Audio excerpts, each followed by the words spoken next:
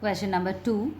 For any two complex numbers z1 and z2 such that modulus of z1 equal to modulus of z2 equal to 1. Here it's given modulus of z1 and modulus of z2 is 1, and then the product as z1 into z2 is not equal to minus 1. Then show that z1 plus z2 divided by 1 plus z1 z2 is a real number. Here we want to take this modulus of z1 equal to 1 is given, isn't it? So we want to square that, so that we got modulus of z1 square equal to 1 square, it's nothing but 1. Okay, and then already we have the property as modulus of z equal to, we have the property modulus of z equal to z into z bar, isn't it? So by using this property we have modulus of z1 bar square is nothing but z1 into z1 bar is equal to 1. So from this we can easily write that z1 equal to 1 by z bar. Similarly we can have the value of z2 as 1 by z2 bar. Here we want to show some result here, isn't it? So we can take the left hand side of that, it's nothing but z1 plus z2 divided by 1 plus z1 z2. So we can substitute the value of z1 is 1 by modulus of z1 and value of z2 is 1 by modulus z2 bar divided by 1 plus 1 by z1 bar into 1 by z2 bar here. Then we want to take the LCM of both numerator and the denominator, so that at the numerator we can have this LCM is z1 bar into z2 bar, then cross multiply here and there, so that we got z2 bar plus z1 bar at the numerator.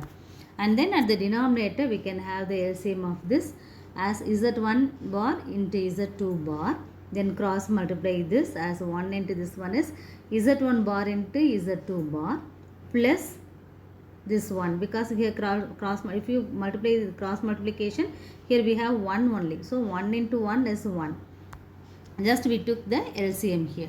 Okay, then we can cancel this and this, so the remaining things we have z2 bar plus z1 bar, that's nothing but z1 bar plus z2 bar at the numerator divided by, here we have 1 plus z1 bar into z2 bar. Then we have if z1 z equal to z bar when z is real,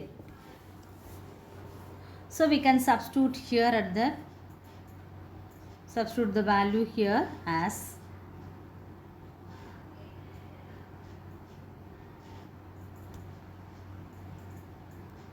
when z equal to z bar, z is real, isn't it? So I can take this as the whole modulus z1 bar z1 plus z2 the whole bar divided by, we can write this also as 1 plus z1 z2 the whole bar there. In the next step we can have that z as z is real.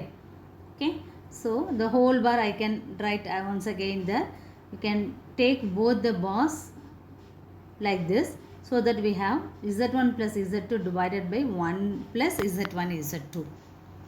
Here this z1 plus z2 divided by 1 plus z1 z2 is real, isn't it? So already we have that z equal to z bar, then z is real is the property. Here we took this as z here, so z equal to z bar is here, so that we can conclude here this bracket, that is z1 plus z2 divided by 1 plus z1 z2 is real here. Okay.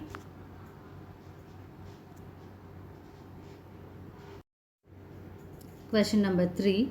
Which one of the points 10 minus 8i, 11 plus 6i is closest to 1 plus I? Let me have the points as A, B and C. So we want to find the closest to this 1 plus I, isn't it? So let me have this point as A. So A of 1 plus I and B of 10 minus 8i and C of 11 plus 6i.